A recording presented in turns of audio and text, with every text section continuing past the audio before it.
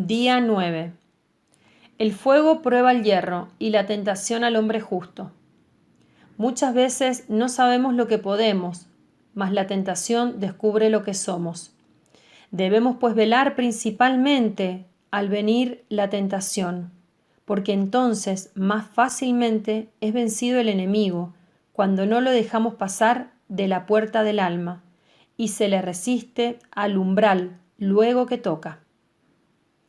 Atajar al principio el mal procura, si llega a echar raíz, tarde se cura. Porque primeramente se ofrece al ánima solo el pensamiento sencillo, después la importuna imaginación, luego la delectación y el torpe movimiento, y el consentimiento. Y así entra poco a poco el maligno enemigo, y se apodera de todo por no resistirle al principio. Y cuanto más tiempo fuere uno perezoso en resistir, tanto se hace cada día más flaco y el enemigo contra él más fuerte. Algunos padecen graves tentaciones al principio de su conversión y otros al fin, pero otros son molestados casi por toda su vida. Algunos son tentados blandamente, según la sabiduría y el juicio de la divina providencia, que mide el estado y los méritos de los hombres, y todo lo tiene ordenado para la salvación de sus escogidos. Por eso no debemos desconfiar cuando somos tentados, sino antes rogar a Dios con mayor fervor que sea servido de ayudarnos en toda tribulación, el cual, sin duda, según el dicho de San Pablo, nos dará el auxilio junto con la tentación para que la podamos resistir. Humillemos pues nuestras almas bajo la mano de Dios en toda tribulación y tentación, porque Él salvará y engrandecerá a los humildes de espíritu. En las tentaciones y adversidades se ve cuánto uno ha aprovechado, y en ellas consiste el mayor merecimiento y se le conoce mejor la virtud. Imitación de Cristo, libro 1, capítulo 13. En el nombre del Padre, y del Hijo, y del Espíritu Santo. Amén. Acepta, querida Madre y Reina mía, toda mi persona y cuanto con la gracia de tu querido Hijo he podido hacer de bueno. Yo mismo no soy capaz de conservarlo, dadas mi debilidad e inconstancia, y la forma en que me combaten continuamente mis enemigos espirituales. Veo todos los días caer por tierra los cedros del Líbano y convertirse en aves nocturnas las águilas que volaban en torno al sol. 1000 justos caen a mi izquierda, 10.000 a mi derecha, mas yo confío en ti, mi poderosa y más que poderosa Madre. Tenme que no caiga, conserva mis bienes que no me saqueen, protege en mí la vida divina, defiende a quien a ti se ha consagrado. Yo te conozco bien y en ti confío. Eres la Virgen fiel a Dios y a los hombres, que no dejas perder nada de cuanto a ti se confía. Eres la Virgen poderosa, nadie podrá hacerte daño, ni perjudicar tampoco a los que tú amas. Amén. ¿Quién como Dios? Nadie como Dios. Un saludo para todos en el Señor. Bienvenidos a la preparación para la consagración total a Jesús por María. Les habla Wilson Tamayo, misionero del movimiento Lazos de Amor Mariano, y hoy vamos para nuestra 9ª lección. Apologética. Óyeme bien esta palabra tan extraña. Apologética. ¿Qué significa esto? Defensa de la fe. ¿Y por qué vamos a aprender a defender nuestra fe? Porque San Pedro, en su primera carta, capítulo 3, versículo 15, nos dice: aprendan a dar respuesta a todo el que les pida razón de su fe. Otras traducciones dicen razón de su esperanza. ¿Qué significa? Que muchas personas nos van a cuestionar por aquello que creemos, y nosotros vamos a aprender a responder, porque nuestra fe es bastante razonable. Nuestra fe está cimentada en la razón, obviamente iluminada sobrenaturalmente por Dios. Esta razón ahora se dirige hacia la verdad. Pero nosotros tenemos muchos argumentos para creer. Esto no lo vamos a aprender para atacar a otras personas, sino para que cuando nos pregunten podamos responder. te voy a pedir que tomes tu cuaderno, lo dejes a un lado, no vas a escribir nada en esta lección, porque como en las anteriores, vamos a dejar en la descripción del video todas las citas que les voy a dejar, para que ustedes no estén preocupados escribiendo, que no escuché la cita y se pierden en la argumentación. Me interesa más que tratemos como de entender, que tratemos como de esbozar en términos generales esto de la defensa de la fe. Tenemos un curso completo para las personas que quieran profundizar en esto, más de 30 clases en un curso donde profundizamos 1 hora cada clase, cada uno de los aspectos que vamos a ver acá. Sin embargo, ahora apenas podemos hacer un esbozo general. En el link, en la descripción, dejaré también el link de ese curso para las personas que quieran acceder a él. Empecemos entonces esta charla distribuyéndola en 3 partes, ¿no? Vamos a partir esta charla primero en apologética hacia los no creyentes, apologética hacia los creyentes no cristianos y apologética hacia los cristianos no católicos. Primero digamos a los ateos, después a los que creen en Dios pero no son cristianos y después a los que son cristianos y creen en Cristo pero no creen en la iglesia. Empecemos con la primera parte. Hay razones para demostrar la existencia de Dios a aquellos que no la creen. O la gente de ciencia hoy no debería creer en Dios. Quiero empezar con una historia. Esto es histórico, ocurrió en el año 1892. Un señor de unos 70 años viajaba en el tren, teniendo a su lado a un joven universitario que leía su libro de ciencias. El caballero a su vez leía un libro de portada negra. Fue cuando el joven percibió que se trataba de la Biblia y que estaba abierta en el Evangelio de San Marcos. Sin mucha ceremonia, el muchacho interrumpió la lectura del viejo y le preguntó: «Señor, ¿usted todavía cree en ese libro lleno de fábulas y cuentos?» «Sí, mas no es un libro de cuentos», respondió el señor. «¿Es la palabra de Dios o estoy equivocado?» «Pero claro que lo está. Creo que usted, señor, debería estudiar historia universal. Vería que la Revolución Francesa, ocurrida hace más de 100 años, mostró la miopía, como la pequeñez de la religión. Solamente personas sin cultura todavía creen que Dios hizo el mundo en 6 días y esas cosas. Usted, señor, debería conocer un poco más lo que nuestros científicos dicen de todo esto».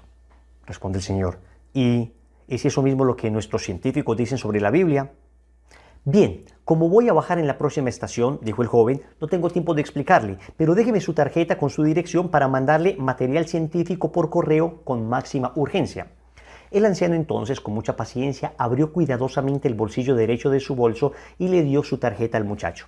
Cuando éste leyó lo que decía, salió cabizbajo, sintiéndose peor que una ameba. La tarjeta decía: «Profesor Dr. Luis Pasteur, Director General del Instituto de Investigaciones Científicas, Universidad Nacional de Francia». Luis Pasteur, nada más y nada menos que quien sentó las bases de las vacunas, de los antibióticos, quien desarrolló el proceso de pasteurización, un gran científico profundamente creyente. Con eso les quiero decir que existen grandes científicos profundamente creyentes. Jérôme Lejeune, padre de la genética moderna, que descubrió la trisomía del cromosoma 21 que genera el síndrome Down, profundamente creyente.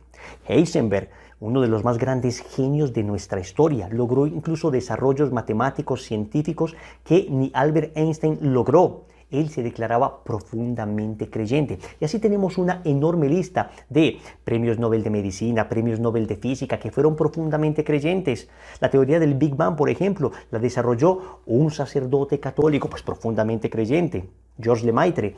Estamos hablando de grandes científicos que han creído en Dios. Otros grandes científicos no han creído en Dios. A lo que me refiero es que si todos estuvieran de acuerdo que Dios no existe y pudieran demostrar científicamente la no existencia de Dios, así como se puede demostrar científicamente que H2O es la fórmula del agua, entonces, pues no habría duda, Dios no existe, la ciencia lo ha demostrado.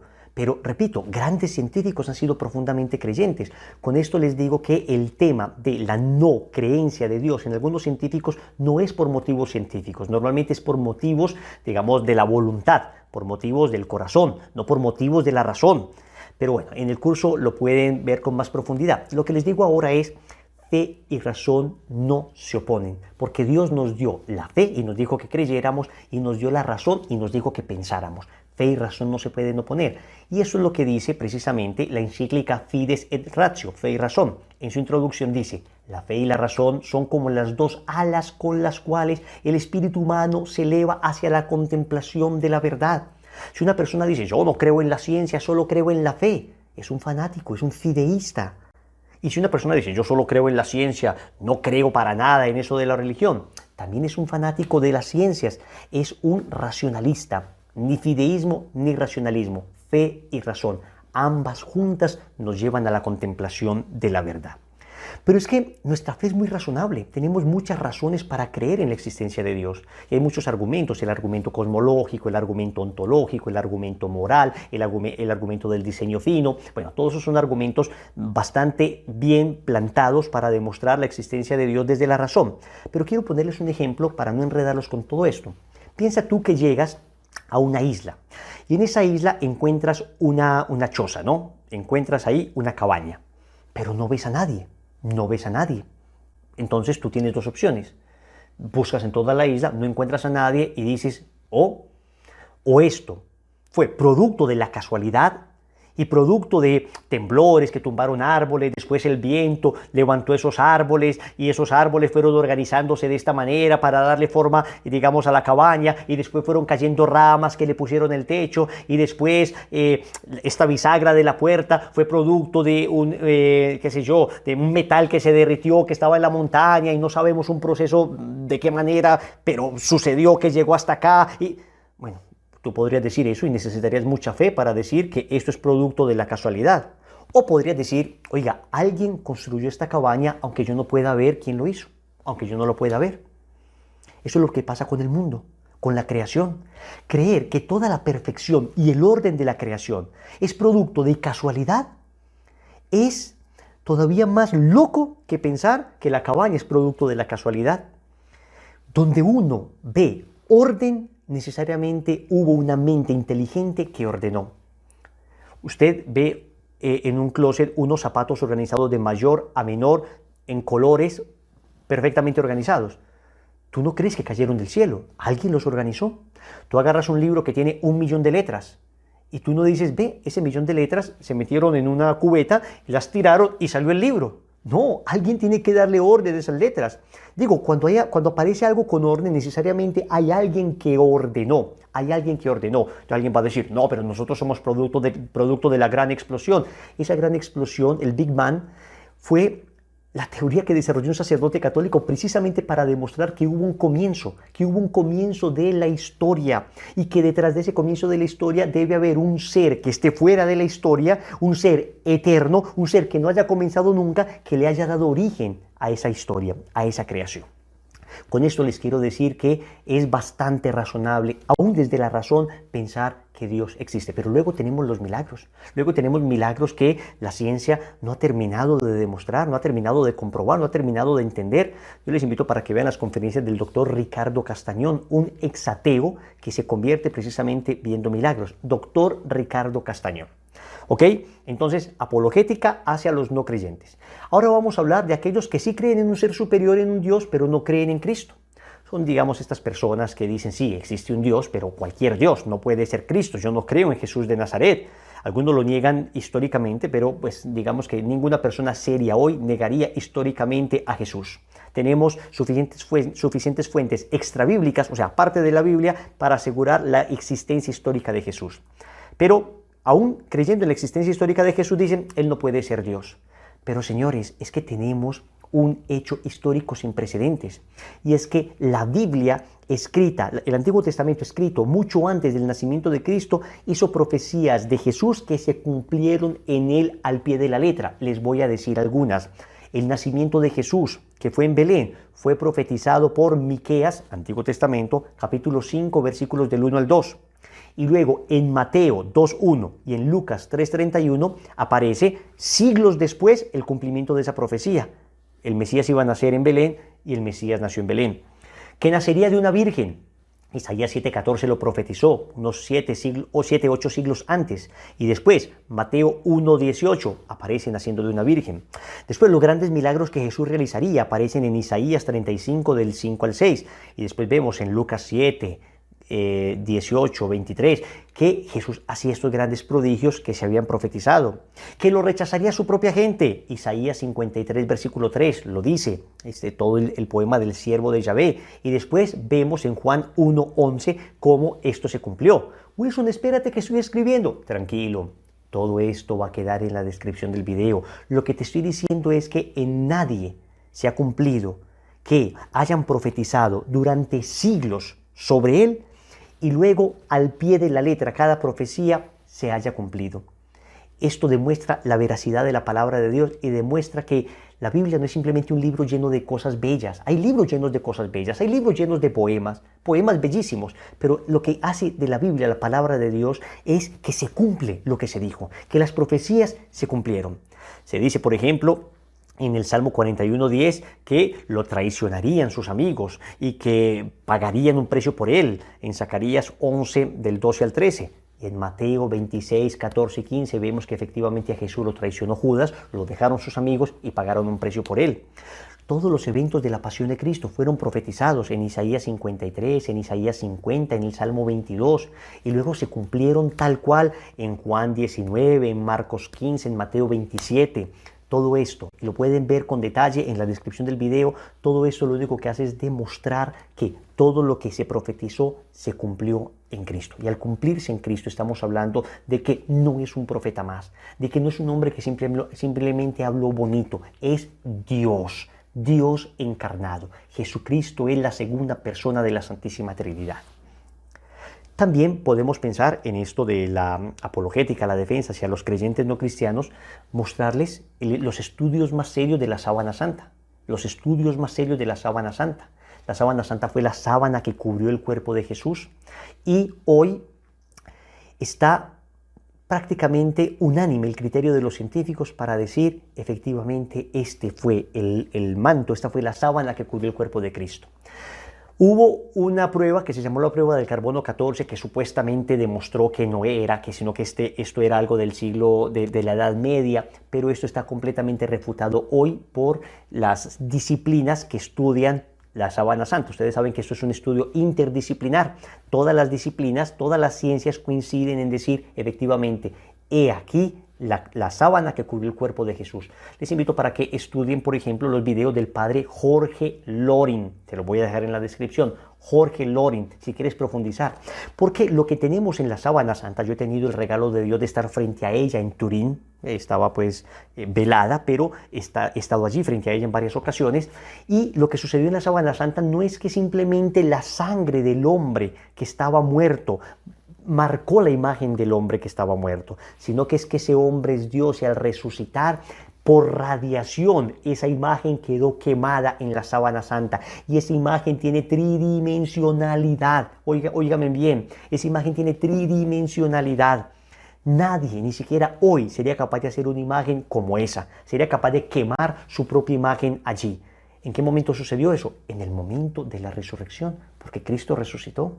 Cristo resucitó, verdaderamente ha resucitado. Entonces tenemos razones para creer que Cristo es Dios. Tercera parte, apologética hacia cristianos, los que sí creemos en Cristo, pero que no creen en la iglesia. Tal vez es la que más nos toque a nosotros porque tenemos muchos amigos protestantes, muchos amigos de iglesias cristianas, evangélicas, no católicas, y ellos nos van a decir una y otra vez, ustedes los católicos esto, ustedes adoran imágenes, ustedes adoran a la Virgen María. Bueno, señores, empecemos diciendo que la división procede del demonio. El Señor quería que fuéramos uno. En el Evangelio de San Juan, capítulo 17, versículos del 20 al 21, Jesús dijo, no ruego solo por estos. Estamos en la oración sacerdotal, estamos en la última cena. Jesús está haciendo una larga oración a su Padre Celestial, en el momento cumbre de su ministerio. No ruego solo por estos, sino también por aquellos que por medio de su palabra creerán en mí, para que todos sean uno, como tú, Padre, en mí y yo en ti, que ellos también sean uno en nosotros, para que el mundo crea que tú me has enviado. Señores, el mundo hoy no cree por el escándalo que generan nuestras divisiones. Cristianos que nos dividimos, generamos escándalo y por eso el mundo no está creyendo. Y eso es muy triste, porque la iglesia fue una, sin problema. Durante, hasta el siglo XI hubo un cisma llamado el cisma de Oriente, que fue la división de la Iglesia Católica Romana y la división de la Iglesia Católica Ortodoxa, pero seguíamos creyendo prácticamente en lo mismo. Ahí había un tema del Papa, un tema del famoso filioque, unas cuestiones un poco más teológicas, pero seguíamos creyendo en los sacramentos, en la Virgen María. No fue sino hasta el siglo XVI, año 1517. donde un sacerdote católico agustino de la comunidad de Erfurt, en Alemania, llamado Martín Lutero, empezó algo que se llamó cisma o se llamó reforma luterana. Y esto lo que ocasionó fue una fractura en la unidad del cuerpo de Cristo que hasta hoy no hemos podido reparar. Después de Martín Lutero, Zwinglio, después de Zwinglio, Calvino, después John Knox, después Enrique VIII, y así hoy más de 40.000 iglesias que reivindican para sí el nombre de ser cristianas auténticas, las iglesias que fundó Jesús, la iglesia auténtica, en fin. Pero esto es una fractura verdadera a la iglesia de Cristo, porque lo primero que hacen es rechazar la autoridad del Papa. Y cuando se pierde la línea del Papa, se pierde la sucesión apostólica, y cuando se pierde la sucesión apostólica no se puede llegar a la iglesia primitiva. Ninguna de estas iglesias que respetamos profundamente y creemos profundamente que cada persona puede creer lo que quiera, pero acá estamos hablando de la historicidad. Ninguna de estas pueden devolverse hasta la época de Jesús.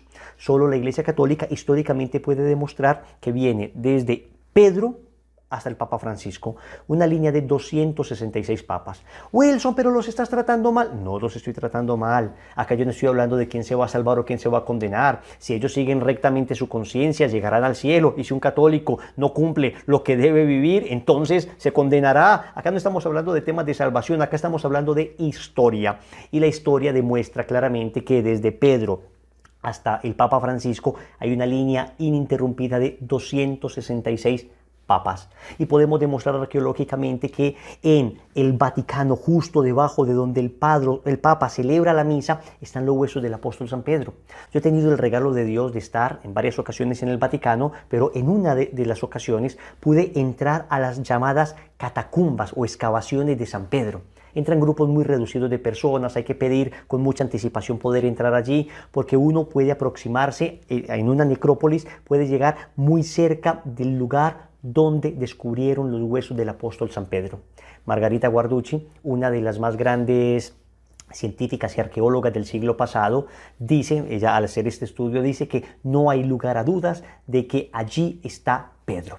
No hay lugar a dudas de que allí está Pedro. Encontramos los huesos de Pedro, que sabíamos por historia que estaban allí, pero a partir de la década de los 60 del siglo pasado empezaron a hacerse estudios y se descubrió con seguridad absoluta que ahí estaba Pedro. ¿Qué quiero decir con esto? Que tenemos continuidad histórica y local con los apóstoles, Y esto es así. Yo no puedo decir otra cosa. Es como decir, mi mamá es Marta Nelly Zuluaga, es mi mamá y tengo genéticamente cómo demostrarlo, históricamente cómo demostrarlo, tengo testigos de cómo demostrarlo. Wilson, pero se va a sentir muy mal la señora, la vecina que lo quiere usted como un hijo. Hombre, pero es que acá no estamos hablando de sentimientos, acá estamos hablando de hechos históricos, acá estamos hablando de argumentos científicos. Y la Iglesia Católica es la única que puede demostrar hoy que viene de Pedro. Y esto cumpliendo las profecías de Jesús. Jesús escoge a Pedro como piedra sobre la cual funda su iglesia. Evangelio de Mateo, capítulo 16, versículo 18. Le dice a Simón, se llamaba Simón, no se llamaba Pedro, tú eres piedra y sobre esta piedra edificaré mi iglesia. Petrus significa piedra. Y sobre esta piedra, sobre Pedro, Cristo edificó la iglesia. ¿Significa que Pedro edificó la iglesia? No, Cristo edificó la iglesia en cabeza de Pedro. Esto es importante porque es Cristo el que la edifica, pero la edifica sobre Pedro y sobre los demás apóstoles. Y Pedro va a ser el primer papa y tenemos muchos argumentos para demostrar que Pedro era el príncipe de los demás apóstoles, el primero entre todos los apóstoles. Pedro fue el único que el Señor le dijo que el demonio te va a zarandear y cuando vuelvas confirmen la fe a tus hermanos. Al único que después le dijo, me amas más que estos. Pedro fue el que convocó el concilio de Jerusalén, Lucas capítulo 15. Pedro, estamos hablando de la autoridad. Pedro, la autoridad en la iglesia primitiva. Había una cabeza. La barca necesita una cabeza, necesita alguien que la dirija, porque todos dirigen, entonces nadie dirige, ¿ok? Y no necesariamente tiene que ser el más santo. Hay personas que dicen, en la época de Lutero se separó de la iglesia por los escándalos que vio del Papa y por los escándalos que vio de la iglesia, y muy bien que Lutero se separó. Miren, el mismo Lutero reconoce que él se separa de la iglesia no por la inmoralidad de la iglesia, sino por cuestiones doctrinales. Y esto es muy importante porque yo estoy leyéndome en este momento uno de las mejores biografías sobre Martín Lutero del padre Ricardo García Villoslada. Es uno de los mejores biógrafos de Martín Lutero. Este es el capítulo 1, miren, el capítulo 1 es este, digamos el primer libro es este, entonces ya se imaginarán lo científico que es. Y este mismo padre Villoslada, en otro de sus libros llamado Raíces históricas del luteranismo, toma extractos de cartas y explicaciones del mismo Lutero, donde Lutero él mismo decía que él no se separa de la Iglesia Católica porque, como dicen algunos, fue a Roma y encontró tanta corrupción que se separó. No, porque él mismo va a decir que entre ellos, entre los que se separaban, también había corrupción. Mire lo que dice en la página 85 y 86 de este libro, Raíces históricas del luteranismo. Dice Lutero: yo no impugné las inmoralidades y los abusos, sino la sustancia y la doctrina del papado. O sea, Lutero tuvo un problema fue con la doctrina. Dice en otra parte: entre nosotros, confiesa abiertamente Lutero, la vida es mala, como entre los papistas. Así llamaba él a los católicos, papistas. Mas no les acusamos de inmoralidad, sino de error doctrinal. Aunque el Papa fuese tan santo como San Pedro, lo tendríamos por impío y nos rebelaríamos contra él. Todo esto para quitarnos esa imagen de que Lutero fue un gran santo que vio la iglesia corrupta y entonces la vino a reformar. No, porque digamos que en la biografía de Lutero, cuando uno la estudia con seriedad, también uno ve muchos bemoles. Y uno ve unas situaciones muy complicadas en la vida de Lutero, como el apoyo a la masacre de unos campesinos. Y eso está bien, digamos, históricamente sustentado. Entonces, acá no estamos hablando propiamente de la santidad de nadie, acá estamos hablando de cuestiones doctrinales. Y doctrinalmente tenemos que decir que lo que Lutero dijo fue un error, porque Lutero basó, digamos, su rebeldía y su protestantismo básicamente en tres cosas. Primero, la sola fe. Segundo, la sola escritura. Y tercero, la libre interpretación. Vamos a verlo rápidamente. Lutero dijo: solo la fe salva, solo la fe salva. Tomando un texto de la Carta a los Romanos, él era profesor de la Carta a los Romanos, capítulo 3, versículo 28, dice San Pablo: porque nosotros estimamos que el hombre es justificado por la fe y no por las obras de la ley. Lutero decía: no importa las obras que tú hagas, si tú tienes fe en Cristo te salvas. Llegó a decir en algún momento: podría uno adulterar cualquier cantidad de veces en un día, pero si tengo fe, entonces me salvaré. Decía en otra homilía: peca y peca fuertemente, pero cree más fuertemente y te salvarás. Miren esta disociación entre fe y obras tan aterradora y cuánto daño puede traer. Pero no es lo que dice la Biblia. San Pablo, en la carta a los Romanos, precisamente en el capítulo 2, versículo 6, antes de que dijera solo el hombre justificado por la fe y no por las obras de la ley, dice que Dios retribuirá a cada uno según sus obras. Cuando San Pablo condena las obras de la ley, se refiere a esas obras judías que consistían en abluciones, lavado de manos, unos ritos externos, que creían ellos que esos ritos externos, el lavar las manos, el hacer este tipo de cosas les iba a salvar. No. Pero San Pablo no condena las buenas obras. Lo que nosotros decimos es que la fe tiene que expresarse en obras concretas. Y eso no lo decimos solo nosotros, lo dice también el apóstol Santiago. Santiago capítulo 2, versículo 17. Dice: lo mismo pasa con la fe. Si no va acompañada de las obras, está completamente muerta. Por eso Martín Lutero no quería mucho la carta de Santiago. De hecho, en su primera traducción de la Biblia la puso casi como un libro apócrifo, como un libro extra, pero no quería la carta de Santiago porque Santiago dice directamente: fe sin obras, fe muerta. Y luego el libro del Apocalipsis, capítulo 20, versículo 13. El mar devolvió a los muertos que guardaba. La muerte y el abismo hicieron lo mismo y cada uno fue juzgado según sus obras. Entonces, fe y obras. Tantas veces hemos hablado de ese pasaje de Mateo 25, 31. El Señor se sienta a juzgar a unos a la derecha y otros a la izquierda. ¿Por qué? Porque tuve hambre y me diste de comer, tuve sed y me diste de beber, en fin. Entonces, la fe se debe expresar en obras. Y que esto nos quede como enseñanza. Otra vez, no podemos estar haciendo la consagración a Jesús por María y pues que no se vean las obras, que no seamos más caritativos, más pacientes, más bondadosos, más amables, más humildes, que pidamos perdón, que perdonemos. ¿De qué nos sirve tanto conocimiento si esto no transforma nuestra vida? Lo segundo que decía Lutero es solo la Biblia, nada más que la Biblia, no sirve nada más que la Biblia. Pero la misma Biblia nos dice que no todo está contenido en la Biblia. Juan capítulo 20, versículo 30, el evangelista San Juan nos dice: Jesús realizó además muchos otros signos en presencia de sus discípulos que no se encuentran relatados en este libro. Por eso nosotros creemos, por ejemplo, la Asunción de la Virgen no está en la Biblia, pero es que la Biblia misma nos dice que hay cosas que no quedaron en este libro. A ver, la muerte de San José no está en la Biblia, la muerte de San Pablo no está en la Biblia, la muerte de San Pedro no está en la Biblia.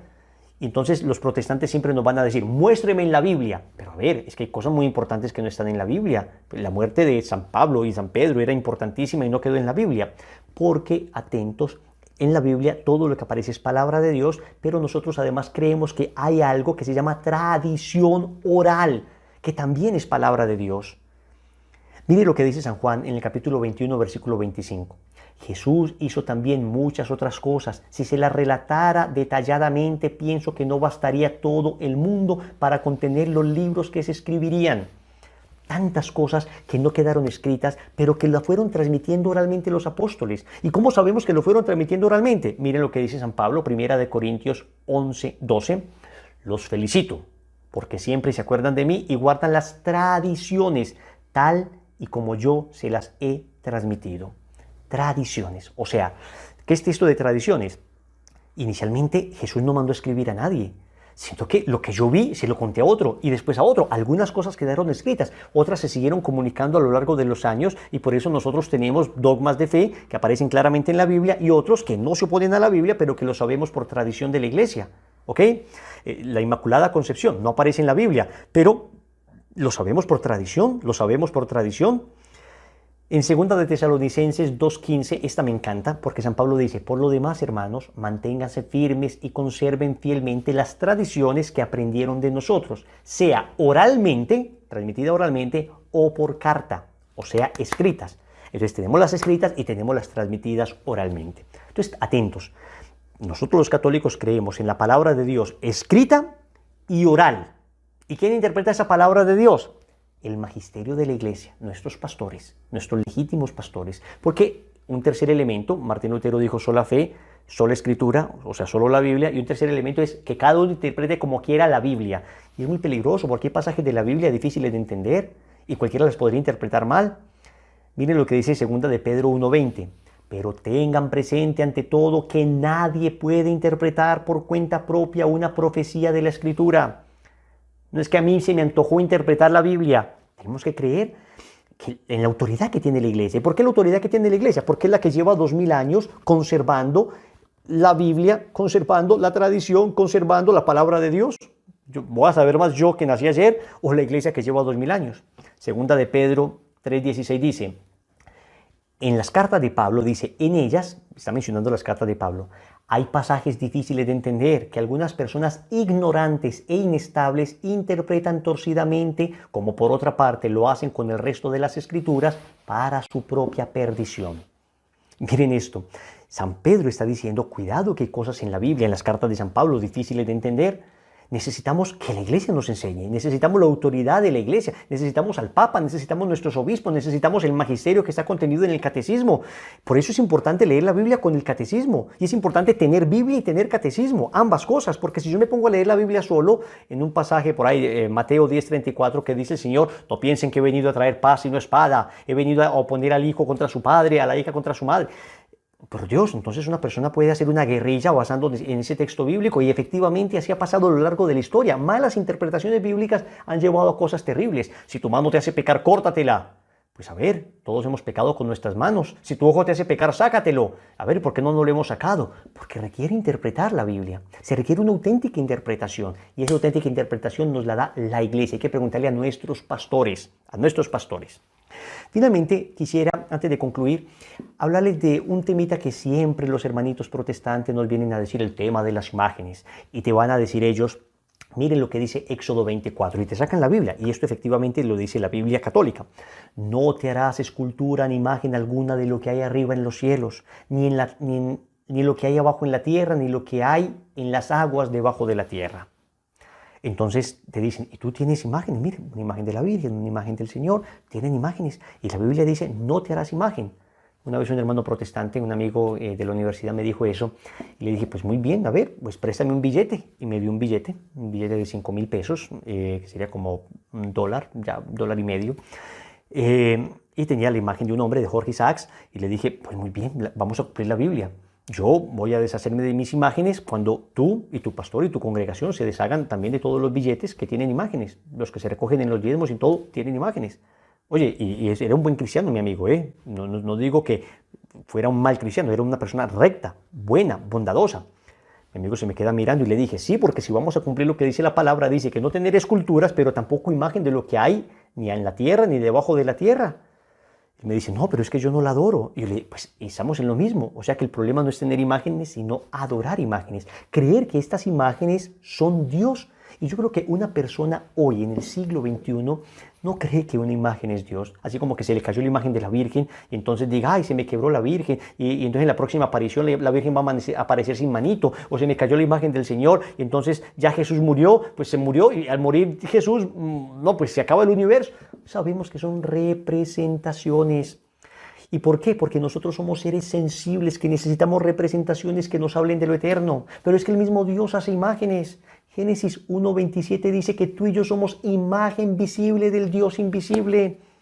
Nosotros somos imagen y semejanza de Dios. Dios hace imágenes. Pero en el mismo libro del Éxodo 24 decía, no te hagas imágenes. Dios dice, Éxodo 25:18 le dice a Moisés, harás además 2 querubines de oro macizo. ¿Qué son querubines? Son ángeles. Los harás en los 2 extremos del propiciatorio. Dios le dice a Moisés que ponga sobre el propiciatorio, que es la tapa que cubría el lugar más sagrado que tenían los israelitas, que era el arca de la alianza, que cubría el arca de la alianza 2 querubines. Dios mandó a hacer 2 imágenes de ángeles para el lugar más sagrado. Entonces, Dios dice que no hagan imágenes y después que hagamos ángeles. ¿Se contradice Dios? No, hay que entender adecuadamente la Biblia, por eso les hablé de que no se puede interpretar a la carrera. Cuando Dios prohíbe hacer imágenes, prohíbe la adoración de esas imágenes, creer que esas imágenes son dioses. Pero repito, eso en culturas muy primitivas pudieron haber llegado a creerlo, pero nosotros hoy más bien tenemos dioses tipo el dinero, dioses del sexo, dioses de Hollywood. Nosotros sí que tenemos ídolos, esos sí son los que hay que rechazar, pero una imagencita que me inspira ternura, que me inspira devoción, no puede ser algo que se rechace. En Éxodo 26:31 Dios manda hacer otra vez imágenes.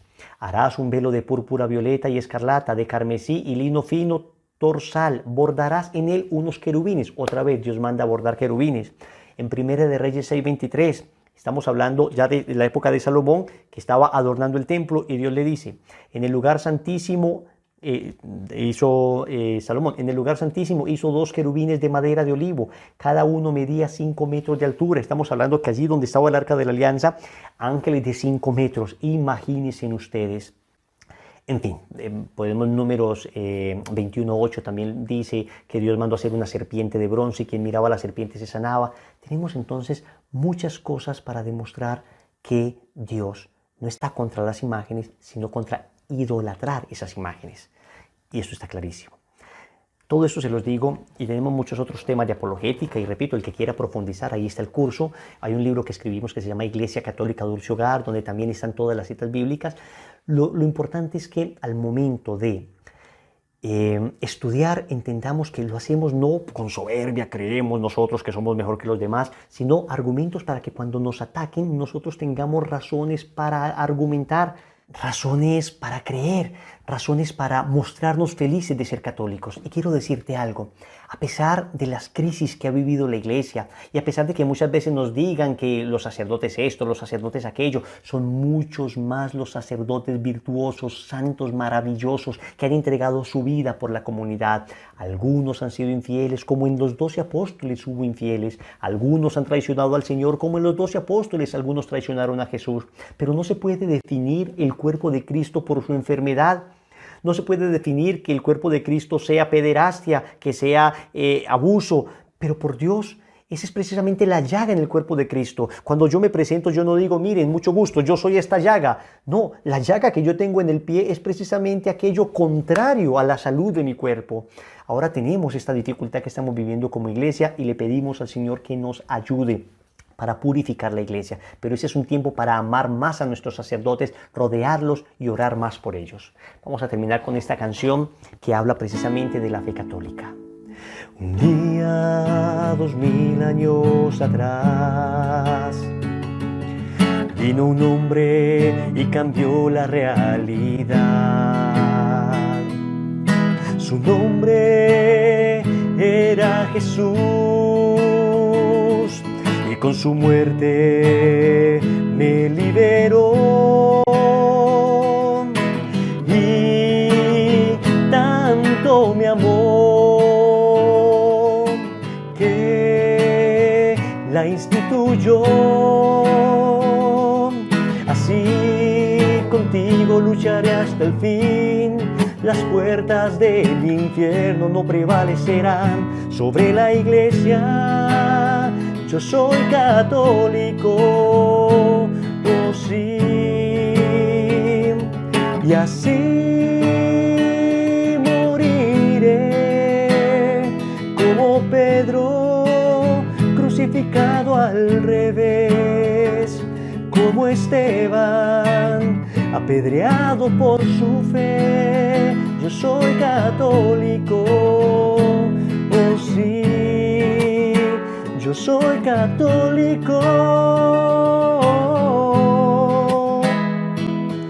Ahora, 2000 años después, no tengo miedo, ella sigue en pie, pues santo es el que la fundó, y seremos santos por la comunión. Así contigo lucharé hasta el fin. Las puertas del infierno no prevalecerán sobre la iglesia. Yo soy católico, oh sí, yo soy católico. Yo soy católico. Práctica. Vamos a llamar a algún sacerdote, amigo nuestro, o a nuestro párroco, y vamos a decirle que lo queremos mucho, que oramos por él, que no está solo, que tiene un pueblo que le acompaña. Vamos a ayudarle, si es posible, económicamente, en esos momentos difíciles que está viviendo la iglesia. Vamos a hacer una pequeña donación también, en la medida en que lo puedas hacer, para que nuestra iglesia sienta nuestro respaldo en esos momentos difíciles. Un abrazo para todos y que la gracia de Dios sea con ustedes. Nos vemos en la próxima lección. No se la vayan a perder, que va a estar buenísima. Oraciones que se rezarán durante los 12 días preliminares. Ven, Espíritu Creador, visita las mentes de tus siervos, llena de la gracia de lo alto los pechos que tú creaste. Tú, que eres llamado Paráclito, don de Dios Altísimo, fuente viva, fuego, amor y unción espiritual. Tú, septiforme en el don, dedo de la paterna diestra. Tú, auténtica promesa del Padre, que enriqueces las lenguas con palabras. Enciende lumbre en los sentidos, infunde amor en los corazones, corroborando con vigor constante la fragilidad de nuestro cuerpo. Rechaza más y más lejos al enemigo. Concede prontamente la paz, yendo así tú delante como guía. Evitemos todo mal. Haz que por ti conozcamos al Padre y conozcamos también al Hijo, y por ti, Espíritu de entrambos, creamos en todo tiempo.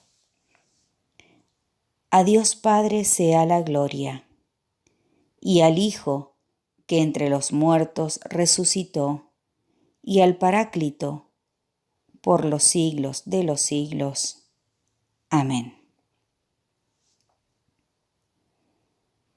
Salve, estrella del mar, madre que diste a luz a Dios, quedando perpetuamente virgen, feliz puerta del cielo.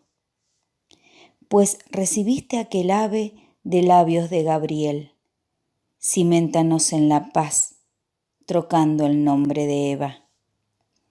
Suelta las prisiones a los reos, da lumbre a los ciegos, ahuyenta nuestros males, recábanos todos los bienes.